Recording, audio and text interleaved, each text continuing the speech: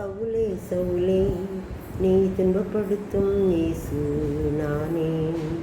சவுலே சவுலே நீ துன்பப்படுத்தும் இயேசு நானே. முள்ளில் உதைப்பது உனக்கு கடினமா? முள்ளில் உதைப்பது உனக்கு கடினமா?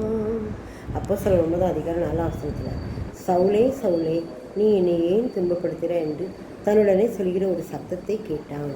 இந்த இடத்துல கர்த்தர் என்ன சவுலை பேர் சொல்லி அழைக்கிறார். சவுல் அவருடைய பிள்ளைகளெல்லாம் துன்பப்படுத்திட்டு அழங்க.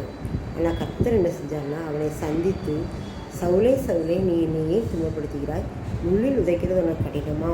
நீ துன்பப்படுத்துகிற இயேசு நானே அப்படின்னு சொல்லுவார். நீ என்னுடைய மக்களை துன்பப்படுத்தணும்னா அது என்ன துன்பப்படுத்துகிற மாதிரி தான் அப்படின்னு சொல்லி அவனுக்கு காட்சி கொடுப்பார். ஒளியாக காட்சி கொடுக்கும்போது அவனுடைய கண்ணுக்குள்ளாயிரும். உடனே ஆண்டவர் அவனை தெரிந்து கொள்ளுவார். அவன் என்னுடைய நாமத்தை நிமித்து அவனை தெரிந்து கொண்ட பாத்திரமாக இருக்கிறான். அவன் என்னுடைய நாமத்துக்காக இவ்வளவாய் பாடுபட வேண்டும் என்பதை நான் அவனுக்கு சொல்லுவேன் அப்படின்னு சொல்லி அந்த இடத்துல சொல்லுவார். அதே மாதிரி நடத்துவார். பெரிய பெரிய ஒரு இப்படிப்பட்டவர்களே சந்திக்கிற ஒரு பெரிய ஊழியக்காரனாக சவுல் மாறினார், பவுலாக மாறினார். அவர் நிருபங்கள் 16 நிருபங்கள் எழுதியிருக்கிறார். இன்றைக்கும் நம்ம அந்த நிருபங்களை கருத்தோடு கவனத்தோடு வாசிக்கிறோம்ல. அப்படிப்பட்ட தேவன் நம்முடைய தேவன். அவரை நாம் விசுவாசிப்போம்.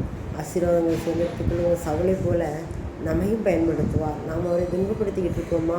அப்படின்னா நம்ம அவர் என்ன செய்வார்? விலைக்கு விடுவித்து பாதுகாப்பார். நாம் நிச்சயமாகவே அவருக்கு செவி கொடுப்போம். அவர் நல்லவர் வல்லவர். அவருடைய திட்டம் நம்முடைய வாழ்க்கையில் நிறைவேற சவுலாய் இருந்தவனை பவுலாக மாற்றினார். அதே போல் நம்மையும் மாற்றுவார். நம்முடைய பிள்ளைகளை மாற்றுவார். நம்முடைய கணவரை மாற்றுவார். நாம் விசுவாசிப்போம். பெரிய காரியங்களை செய்வார். ஆமென்.